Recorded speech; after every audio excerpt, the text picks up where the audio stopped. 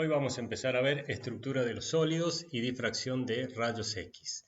La parte básica de estructura de sólidos, ustedes ya la han visto en Inorgánica A. Lo que vamos a hacer acá es un repaso más o menos rápido de eso que han visto y después ya nos vamos a adentrar en la parte más instrumental de difracción de rayos X, ver cómo se hace con esta técnica para determinar la estructura de diferentes sólidos.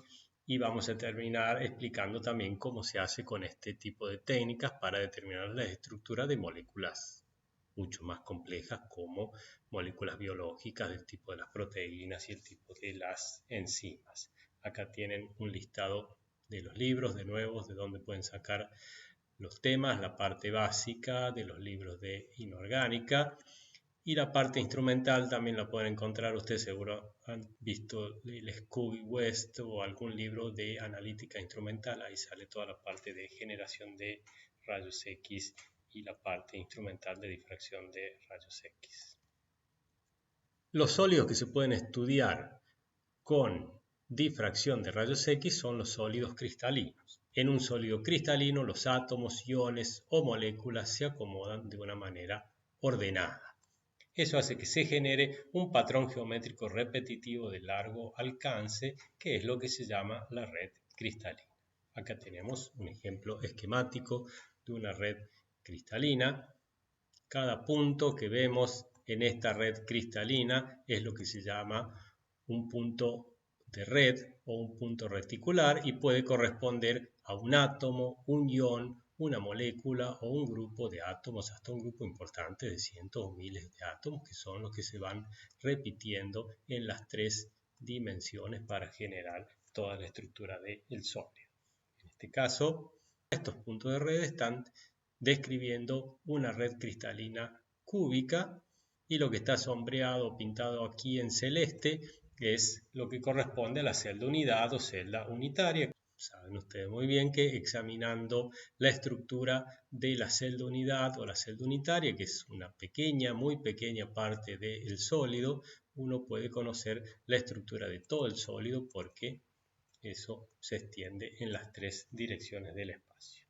Las redes de todos los sólidos cristalinos pueden describirse en términos de 7 tipos básicos de celda unidad, que son los 7 sistemas cristalinos. Los 7 sistemas cristalinos vendrían a ser las 7 figuras geométricas que, extendiéndose en las 3 dimensiones del espacio, permiten representar a todo tipo de sólidos. La más simple de todas, que ustedes han visto muchos ejemplos en Inorgánica A, es la cúbica. Tenemos la tetragonal, ortorrómbica, romboédrica, hexagonal, monoclínica y triclínica. Cada uno de ellos tiene ciertas características para las aristas, para los lados y para los ángulos que terminan definiendo esa forma geométrica.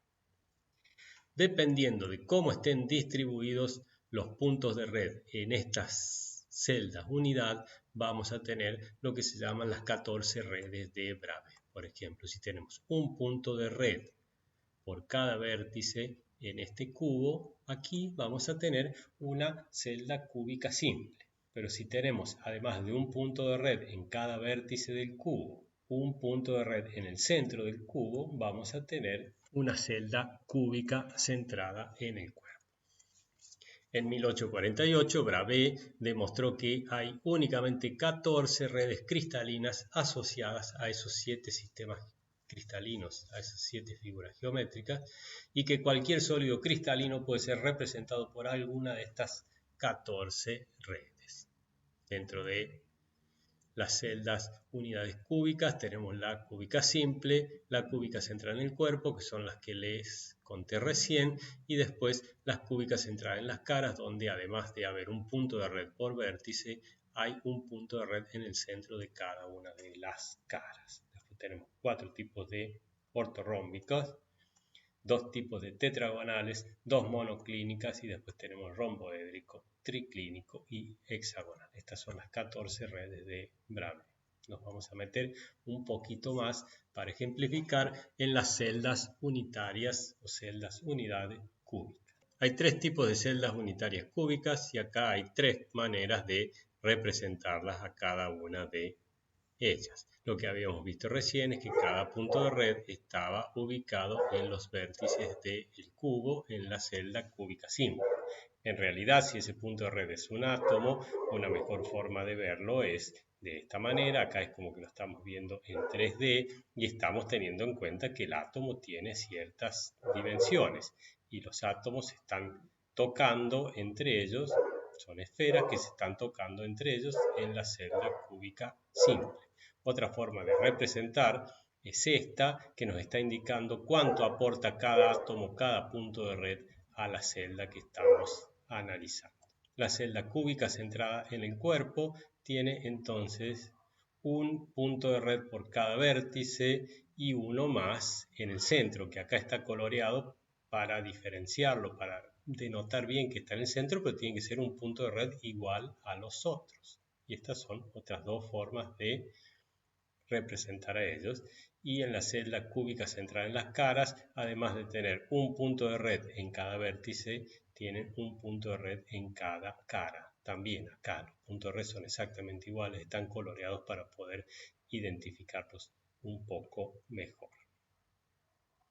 Hay que tener cuidado cuando hablamos de punto de red. Yo les dije, y aquí estuvimos viendo el ejemplo, un punto de red correspondía a una sola esfera, a un átomo, pero cada punto de red puede corresponder a un grupo de átomos, por lo que la celda unitaria puede tener una complicada estructura interna. Y vamos a ver algún ejemplo.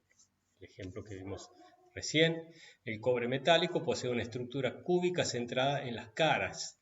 Esa estructura la poseen también la plata, el aluminio, el oro y el níquel. Aquí sí, cada punto de red corresponde a un átomo de cobre. Cada esfera de esta representa a un átomo de cobre. Pero miremos esta otra estructura, el Buckminster-Fullereno. Ustedes lo deben conocer, lo deben haber escuchado bien, es carbono 60. Fíjense que en fase sólida forma cristales que se pueden estudiar por difracción de rayos X, su estructura cristalina sin ningún problema. Y cada uno de estos carbonos 60 que terminan definiendo una esfera se acomoda en el espacio definiendo una celda cúbica centrada en las caras. O sea que en este caso cada punto de red está conformado por 60 átomos. Y entonces esta celda que tiene 60 átomos acá, 60 ahí, 60 ahí, 60 en cada esfera, es lo que se repite en las tres dimensiones del espacio para terminar representándome el Sol. Vamos a algo más complicado todavía, moléculas de proteína. Acá sería la celda unidad que corresponde a la albúmina sérica humana y esto es una molécula de albúmina sérica humana. Esto tiene 5.000, 10.000 átomos y este es el patrón que se repite en las tres dimensiones. Acá está visto un poco más complicado, donde no hay solo una molécula, sino que hay varias moléculas y que se ven que se van repitiendo. Es la misma celda unidad que la que tenemos acá arriba. Y acá hay otro ejemplo para otra proteína, la ubiquitina. Una vez que cristaliza de esta manera, se lo puede estudiar por difracción de rayos X. Y aquí tenemos un patrón repetitivo de moléculas de proteína que terminan generando una cierta celda unidad. En definitiva, no porque yo tenga una celda cristalina con esta figura geométrica quiere decir que hay un átomo por cada vértice de mi figura geométrica. Cada punto de red puede ser miles y miles de átomos como los hay acá en esta molécula de albúmina. Pero volvamos por ahora a los casos de las estructuras simples, donde cada punto de red es una esfera, y recordemos algunas características de las celdas cúbicas. Vamos a analizar cuántos átomos o cuántas esferas hay por celda unidad, cuál es la relación entre el radio de las esferas y la arista de la celda unidad, y cuál es el espacio ocupado por las esferas respecto del espacio disponible que tendrían para ocupar en toda la celda unidad. Para los tres casos, cúbica simple, cúbica centrada en el cuerpo y cúbica centrada en las caras. ¿Cuántos átomos o cuántas esferas tenemos por celda unidad? En la cúbica simple tenemos una esfera por vértice, son 8 vértices y si se fijan con esta forma de representación, cada esfera aporta 1/8 de su volumen en realidad a la celda unidad que estamos analizando. Entonces tenemos 8 esferas, una por cada vértice, pero cada una aporta un octavo, son 8 octavos. En realidad, en esta celda unidad hay una esfera. Hay un solo átomo, una sola esfera por celda unidad. En el caso de las celdas cúbicas centradas en el cuerpo, tenemos 8 esferas en los vértices que estarían aportando una esfera, un átomo como en el caso anterior, más una esfera completa que está dentro de la celda unidad que se encuentra en el centro de la celda unidad. Entonces, como total tenemos 2 esferas, 2 átomos por celda unidad. Y para la cúbica centrada en las caras, de nuevo tenemos el aporte en total neto de 1 por las esferas que están en los vértices. Y después tenemos en las caras, cada esfera aporta la mitad de su volumen a la celda unidad que estamos analizando. Tenemos 6 caras, 6 por un medio estarían aportando las de las caras 3 esferas, 3 átomos. Y entonces, más lo que se está aportando desde los vértices, tenemos un total de 4 esferas, 4 átomos por celda unidad. Veamos la relación que hay entre el radio de cada esfera y la arista del cubo en cada uno de estos casos. Aquí sencillamente vemos que las esferas se tocan y por lo tanto el tamaño de la arista A es igual a 2 veces el radio. Esta sería la relación. Acá ya no es tan sencillo porque no se están tocando. Sí se están tocando en la diagonal principal. Miren, desde este vértice que está acá al frente al otro vértice que está allá al fondo, esta esfera se toca con la esfera que está en el centro de la celda unidad y con la esfera que está allá atrás y allá arriba. Esta distancia C sería igual a 4 radios. Tenemos un radio acá, 2 radios aportados por toda la esfera que está en el centro, más otro radio ahí, 4 radios en total. Y entonces tenemos que hacer algún análisis geométrico bastante sencillo para poder encontrar la relación entre A y el radio. Por un lado, por Pitágoras sabemos que B al cuadrado es igual a A al cuadrado más A al cuadrado, que es lo que tenemos aquí. Y también por Pitágoras sabemos que C al cuadrado es igual a al cuadrado más B al cuadrado, que es lo que tenemos aquí abajo. Entonces, en lugar de poner B al cuadrado acá, ponemos su igual de acá arriba, que son 2 por A al cuadrado, y nos va a quedar al final que C cuadrado es igual a 3 veces A al cuadrado.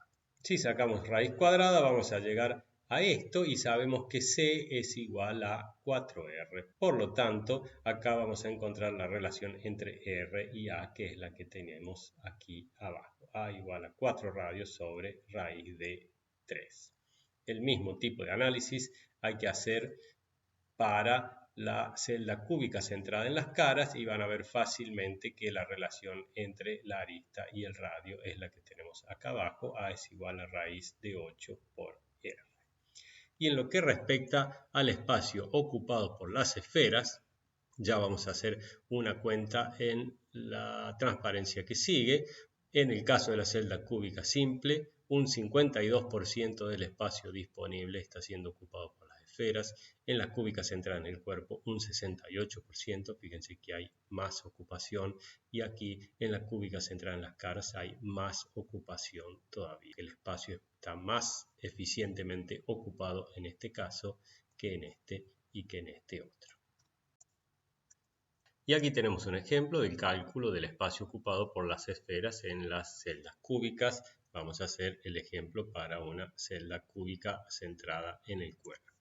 Debido a que la celda es cúbica y que los átomos son considerados esféricos, no todo el espacio de la celda es llenado entonces por los átomos. Y el cálculo sería, F va a ser la fracción del volumen que ocupan las esferas respecto del volumen disponible en la celda unidad. Por lo tanto, tenemos que poner volumen ocupado por las esferas en la celda unidad aquí arriba y volumen de la celda unidad aquí abajo. En la celda cúbica central en el cuerpo, el volumen que ocupa cada esfera es 4/3 de pi por radio al cubo, pero hay 2 esferas por celda unidad, por lo tanto multiplicamos por 2. Todo esto de aquí arriba, entonces, es el volumen que ocupan las 2 esferas. Y la celda unidad, que sería A, la arista al cubo, tenemos que expresar la arista en función del radio, como vimos anteriormente, por lo tanto, esto es la arista al cubo, sería el volumen de la celda de unidad. Cuando simplificamos, se nos van los radios y nos queda que F es igual a 0,6802. Sería un 68% del espacio ocupado por las esferas en una celda unidad cúbica centrada en el cuerpo.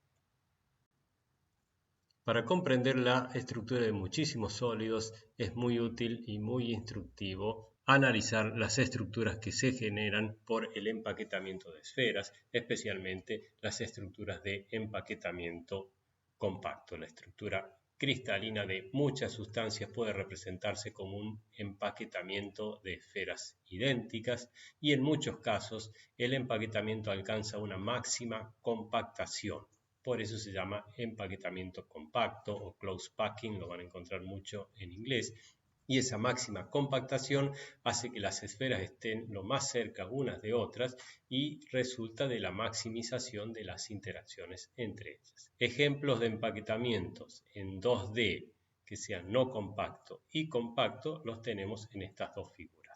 En este ejemplo que es de empaquetamiento no compacto, las esferas están tocándose entre sí, pero no maximizan sus contactos, no están totalmente empaquetadas en 2D. Miren que el espacio que queda entre ellas es muy grande y uno lo puede analizar también a través del número de coordinación de cada esfera. Esta está tocándose con otras 4 esferas acá en 2 dimensiones, o sea que el número de coordinación para esta esfera es 4. El número de coordinación es la cantidad de esferas que son las vecinas más cercanas a la que estamos analizando, o sea, las 4 esferas que están tocándose con ella. Acá el número de coordinación entonces es 4, empaquetamiento no compacto. En cambio, si esas esferas se disponen de esta manera en 2 dimensiones, aquí muy sencillamente vemos que están más compactadas, el espacio que queda entre ellas es menor y el número de coordinación para cualquier esfera es de 6 y no de 4 como en el otro caso. Esta es la estructura en 2D en la cual se logra máxima compactación de las esferas. Para ver ahora cómo es el empaquetamiento compacto de esferas en 3D, tenemos que partir de este empaquetamiento compacto en 2D y vamos a empezar a definir posiciones donde pueden ir las esferas que vengan en la capa que va a ir por encima de esta. Vamos a definir primero las posiciones o sitios A, son las posiciones donde están las esferas en la primera capa. Las esferas de la segunda capa no van a ir directamente sobre las posiciones A, les va a convenir ir sobre estas depresiones que tenemos acá, que son las posiciones B, o estas posiciones que tenemos acá, que las vamos a llamar posiciones C, porque en esas situaciones es cuando entran mejor en contacto con las esferas de la primera capa. La única posibilidad de que en 3D el empaquetamiento siga siendo compacto es que vengan o bien las esferas de la segunda capa en las posiciones B o en las posiciones C. Supongamos que van a las posiciones B, que entra una esfera ahí. La próxima esfera de esa capa no puede entrar en la posición C porque no tiene lugar, se chocaría con la otra esfera que estaba en la posición B. Entonces, una vez que hemos dispuesto una esfera en las depresiones, en las posiciones B, todas las otras esferas de esa capa tienen que ir a las posiciones B. Y vamos a terminar en esta situación para la segunda capa. Para la tercera capa, de nuevo, vamos a tener que poner las esferas en las depresiones, que pueden ser las depresiones C, que todavía no estaban ocupadas, o volver de nuevo a las depresiones que corresponden a las posiciones A. O sea que vamos a tener dos opciones para poner las esferas de la tercera capa. Eso lo tenemos aquí. De nuevo tenemos las dos capas dispuestas una sobre otra y acá lo vamos a rotar para ver dónde va ubicada la tercera capa. En este caso, el primero, la tercera capa va ubicada sobre las mismas posiciones A. Aquí, aquí, ahí. Entonces es como que vamos a tener una disposición. La primera es A, la segunda capa es B, la tercera capa es A, la cuarta es B y así sucesivamente. O sea que va a ser una disposición A, B, A, B, A, B. Ese empaquetamiento compacto que logramos se llama empaquetamiento hexagonal compacto. Si en cambio la disposición de las esferas en la primera capa están en los sitios A, en la segunda capa en los sitios B y en la tercera capa en los sitios C, vamos a lograr una disposición de este tipo, A, B, C, A, B, C, A, B, C, etc. Y eso es lo que nos lleva a lo que se llama empaquetamiento cúbico compacto. Y aquí tenemos unos esquemas para ver un poco mejor el empaquetamiento hexagonal compacto. Tenemos una capa, las rocas de abajo, que estarían todas en las posiciones A, después estas amarillas que están en las posiciones B, y luego viene otra capa con esferas en las posiciones A nuevamente. Ahí pueden ver bien los hexágonos, y en realidad la celda unidad es más pequeña, con este ángulo de 90 grados, este a otro ángulo de 90 grados acá, y ese ángulo de 120 grados, que es lo que termina trasladándose en las tres direcciones del espacio y generando este tipo de estructura. Y para el empaquetamiento cúbico compacto tenemos la disposición A, B, C, A. De nuevo están los diferentes colores para que vean las diferentes posiciones. A, B, C, seguiría para allá, pero ahora esto está adrede puesto de esta manera porque si lo rotamos un poco así no se ve que es cúbico centrado en las caras, pero si lo rotamos un poco, fíjense, estas mismas esferas ahora dispuestas de esta manera les hacen ver bien que esto es un cubo y correspondería a una celda cúbica centrada en las caras. Si rotan esto, cualquier cara tiene exactamente esta misma estructura con 4 en los vértices y una esfera en el centro de la misma. Recordemos algunas características comunes de las estructuras de empaquetamiento compacto. El número de coordinación de cada esfera, o sea, el número de esferas con la que se encuentra en contacto, es 12. Es el máximo número de coordinación que se puede lograr en 3D cuando uno está empaquetando esferas iguales. Veamos para esta cúbica centrada en las caras, que sería el cúbico compacto, veamos el número de coordinación de esta esfera aquí. Está en contacto con las 4 rojas de allá atrás, en contacto con estas 4 blancas que están en el mismo plano que esta esfera, o sea, ya son 8, y faltarían acá adelante 4 esferas más que serían equivalentes a las 4 rojas que tenemos allá atrás. 4 por 3, 12. El número de coordinación de esta esfera acá es 12, y de cualquier esfera en esta estructura el número de coordinación es 12. Todas las esferas tienen exactamente el mismo número de coordinación igual a 12. Veamos lo mismo para la estructura hexagonal compacta. Analicemos el número de coordinación de esta esfera acá. Está en contacto con 1, 2, 3, 4, 5, 6 esferas en el mismo plano. En contacto con otras 3 esferas por aquí abajo, que serían las amarillas, y en contacto con otras 3 más esferas equivalentes a las amarillas que vendrían en la capa superior aquí. De nuevo, 6 y 3, 9 y 3 de arriba, 12. Cualquier esfera en esta estructura hexagonal compacta también tiene un número de coordinación 12. ¿Por qué tienen este máximo número de coordinación? Porque las fuerzas atractivas entre esas esferas hacen que se compacten al máximo, se atraigan al máximo, y eso lo logran con este tipo de estructuras. Es un número de coordinación máximo que lo hacen para incrementar las fuerzas de interacción atractivas. Son todas esferas iguales, están todas atrayendo entre sí. Por ejemplo, buena parte de los metales, todos los gases nobles y sólidos moleculares como el hidrógeno cristalizan en este tipo de estructura de empaquetamiento compacto o cúbico compacto o hexagonal compacto. Pensemos en los gases nobles, son todos monoatómicos, uno los puede considerar como esferas. Cuando forman un sólido, la mejor forma en que se atraigan por fuerzas de Van der Waals entre ellos es que estén lo más cerca posible una de otra y que el número de coordinación sea máximo. Eso lo logran con estructura de empaquetamiento compacto. En el caso del hidrógeno sólido también es más o menos lo mismo. Una molécula de hidrógeno uno la puede considerar más o menos esférica y las fuerzas de atracción entre las moléculas de hidrógeno para generar la fase sólida hacen que se agrupen compactándose lo máximo posible y adquieren de nuevo una estructura de empaquetamiento compacto. En las estructuras de empaquetamiento compacto, las esferas, como habíamos calculado, ocupan el 74% del espacio disponible. Este cálculo lo habíamos hecho para una cúbica centrada en las caras, que sería este caso. Y por lo tanto queda un 26% de espacio no ocupado. Ese espacio no ocupado genera lo que se llama sitios o huecos intersticiales. Los dos tipos de sitios o huecos intersticiales que son importantes en las estructuras de empaquetamiento compacto son el tetraédrico y el octaédrico. Estos van a ser muy importantes para entender la estructura de muchos sólidos inorgánicos y muchos sólidos orgánicos o biológicos también.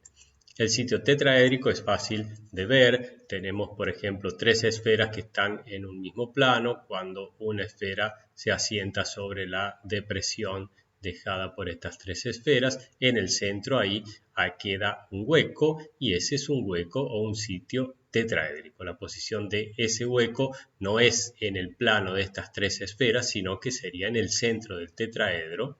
Es como si fuese, por ejemplo, si hacemos una asociación con una molécula orgánica, desde donde estaría la posición del átomo de carbono en la molécula de metano. Es el centro del tetraedro, esa es la posición o el centro del hueco tetraédrico.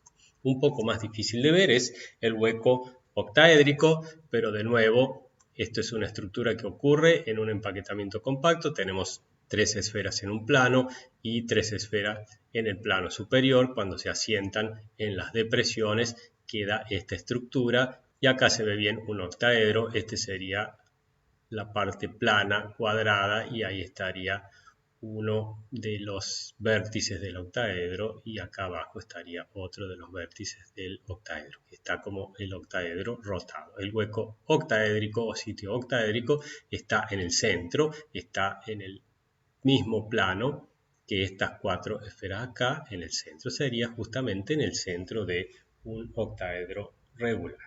Nos va a ser muy útil para entender estructuras de sólidos tener en cuenta estos números de aquí abajo. Si comenzamos a analizar en las estructuras de empaquetamiento compacto, vamos a encontrar que hay dos sitios tetraédricos por cada esfera y hay un sitio octaédrico por cada esfera. Vamos a ver el caso de los sitios tetraédricos primero, que es un poco más sencillo de ver. Miremos, esta es una estructura de empaquetamiento compacto, la cúbica centrada en las caras. Un sitio tetraédrico estaría ahí. Miren, estas serían las tres esferas que están en un mismo plano y esta es otra esfera que está depositada sobre la depresión que dejan esas tres esferas rojas. En el centro, ahí adentro, habría un sitio tetraédrico. Fíjense que esto se repite en esta esquina también, ahí adentro habría otro, en esa esquina también, en esa esquina también. En las 8 esquinas del cubo tenemos un sitio tetraédrico y por lo tanto cada cubo, cada celda unidad tiene 8 sitios tetraédricos. ¿Cuántas esferas tiene esta celda unidad? Habíamos dicho que si era cúbica centrada en las caras tenía 4. Por lo tanto, en promedio hay 2 sitios tetraédricos por esfera. Cada sitio tetraédrico corresponde completamente a la celda unidad que estamos analizando. Miren que el sitio tetraédrico no está exactamente en la esquina ni está sobre uno de los lados de la celda unidad, sino que está metido un poquito adentro, ahí en diagonal hacia adentro desde la esquina. Veamos ahora dónde están ubicados en esta celda unidad los sitios octaédricos o los huecos octaédricos. Uno de ellos pertenece por completo a esta celda unidad y está en el centro de la celda unidad. Esta esfera de acá, esta de aquí, con esta y con la que iría allá atrás, generarían el plano cuadrado, las 4 esferas que generan el plano cuadrado. Después viene una por encima y otra por debajo. En el centro de la celda unidad hay un hueco octaédrico que pertenece solamente a esa celda unidad. Pero después, acá En este hueco también tenemos otro hueco octaédrico. Miren, tenemos una esfera ahí, otra ahí, otra ahí, y nos falta esta que viene acá con la celda unidad que está al lado. Entre esas cuatro formarían el plano cuadrado con la esfera que tenemos que se va para allá atrás y con la que nos falta aquí adelante de la pantalla. En el centro se generaría un hueco octaédrico también, pero este hueco octaédrico está compartido por esta celda unidad, por la celda unidad que viene aquí al lado y por las dos que vendrían aquí adelante. O sea que solamente un cuarto de este hueco octaédrico pertenece a esta celda unidad. Lo mismo sería para este hueco octaédrico acá. Acá vendría otro hueco octaédrico y acá vendría otro hueco octaédrico. Por ejemplo, entre estas dos esferas, esta y la que falta acá abajo en la celda unidad que sigue, forman el plano cuadrado de esferas. Tenemos una por allá atrás y la otra esfera que vendría acá adelante. Por lo tanto, en cada uno de los lados tenemos un hueco octaédrico y tenemos 4 lados acá adelante, 4 lados allá atrás, 8 y después este de aquí arriba para atrás y para adelante, el de acá abajo, aquí también, atrás y adelante y aquí también, o sea, 4 más son 12 lados. Hay 12 huecos octaédricos, pero como cada uno aporta un cuarto a la celda unidad en cuestión, 12 dividido 4 son 3. En total, esta celda unidad tiene 3 huecos octaédricos aportados por los que están acá en los lados, que sumado al hueco octaédrico que está en el centro de la celda unidad, hacen en promedio 4 huecos octaédricos por celda unidad. Y para esta estructura de empaquetamiento compacto, cúbica central en las caras, de nuevo habíamos dicho que había 4 esferas. Hay 4 huecos y 4 esferas. En promedio tenemos un hueco octaédrico por cada esfera. A las mismas conclusiones hubiésemos llegado si hacíamos los análisis para un empaquetamiento hexagonal compacto. Las conclusiones son entonces que en las estructuras de empaquetamiento compacto hay 2 sitios tetraédricos por cada esfera y hay un sitio octaédrico por cada esfera. ¿Cuál es el tamaño de los sitios intersticiales respecto del tamaño de las esferas que se están empaquetando de manera compacta? Hagamos el cálculo para el caso de los sitios octaédricos. Si tenemos 4 esferas en un plano, la otra esfera que vendría acá adelante y la otra esfera que va allá atrás, esta esferita más chiquita ahí está justo en el centro de un hueco octaédrico. Y por un análisis geométrico simple con Pitágoras vamos a poder obtener cuál es la relación entre el tamaño de esa esferita pequeña, el tamaño del hueco, que sería R minúscula, y el tamaño o el radio de la esfera, que sería R mayúscula. Acá tenemos la hipotenusa, esto es 2R mayúscula, 2R mayúscula al cuadrado tiene que ser igual a R mayúscula más R minúscula al cuadrado más R mayúscula más R minúscula también al cuadrado. Cuando juegan con esto van a terminar deduciendo que la relación de radios R minúscula a R mayúscula es 0,41. O sea que el radio de la esferita chiquita que puede entrar o ubicarse en ese hueco octaédrico es 41% del radio de la esfera más grande, que es la que se está empaquetando de manera compacta. ¿Por qué les digo esto? Porque en muchos sólidos, principalmente en los sólidos iónicos, cuando el anión y el catión tienen radios muy diferentes, es muy probable que los aniones, que normalmente son grandes, sean mucho más grandes que los cationes y por lo tanto los aniones se estén empaquetando de manera compacta como estas esferas verdes y los cationes vayan a parar en el centro de los huecos o bien octaédricos o tetraédricos porque los cationes normalmente son más chiquitos. Vamos a poder entender muy fácilmente muchas estructuras de sólido haciendo este tipo de análisis. Los aniones empaquetados de manera compacta, como si fueran esferas, y los cationes yendo a ocupar parcialmente o totalmente los sitios tanto tetraédricos como octaédricos. La relación de radios entonces para un hueco octaédrico es 0,41. Si hacen el mismo análisis para el caso de los tetraédricos, la relación de radios es 0,22. Un hueco tetraédrico es más chiquito que un hueco octaédrico.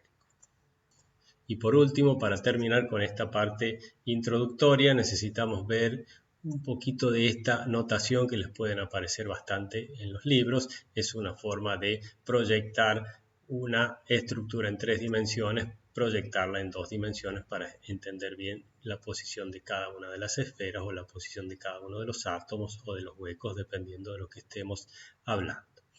Supongamos que tenemos esta estructura acá, que sería la de una celda cúbica centrada en el cuerpo. La estructura se dibuja como una proyección donde se ve desde arriba una cara de la celda unidad. Es como si estuviésemos viendo desde arriba esta cara. Las posiciones relativas de los átomos o huecos en la celda unidad se denotan con su coordenada fraccional. Si estamos mirando desde arriba, acá abajo, en el vértice tenemos una esfera en esta posición y una esfera en esta otra posición. Sería lo que tenemos acá. En esta esquina hay una esfera en la posición 0, la de abajo, y otra esfera en la posición 1, la de arriba. Estas otras son equivalentes a esas y directamente no se escriben. Y ahora en el medio, en el centro, si uno está mirando a este cubo desde arriba, en el centro hay un átomo, pero que no está ni en la posición 0, o sea, sería en la base esta, ni en la posición 1, acá en este plano de acá arriba, sino que está en el centro, o sea que está a una distancia de 1 medio. Esta sería la representación bidimensional con estas coordenadas atómicas para una celda cúbica centrada en el cuerpo. Este sería el ejemplo para una celda cúbica centrada en las caras. Acuérdense, tenemos una esfera por cada vértice, o sea, una abajo y otra arriba. Acá iría 0, 1, esto es equivalente y esto también es equivalente. Y acá en esta cara tenemos una esfera a 1 medio de distancia y lo mismo que acá, a 1 medio de distancia, a 1 medio de distancia y a 1 medio de distancia. Y aquí, como estamos viendo la cara desde arriba, la proyección desde arriba, tenemos una en el centro de la cara de abajo y sería el 0 y otra en el centro de la cara de arriba que correspondería al 1. Esta sería la representación entonces de una celda cúbica centrada en las caras.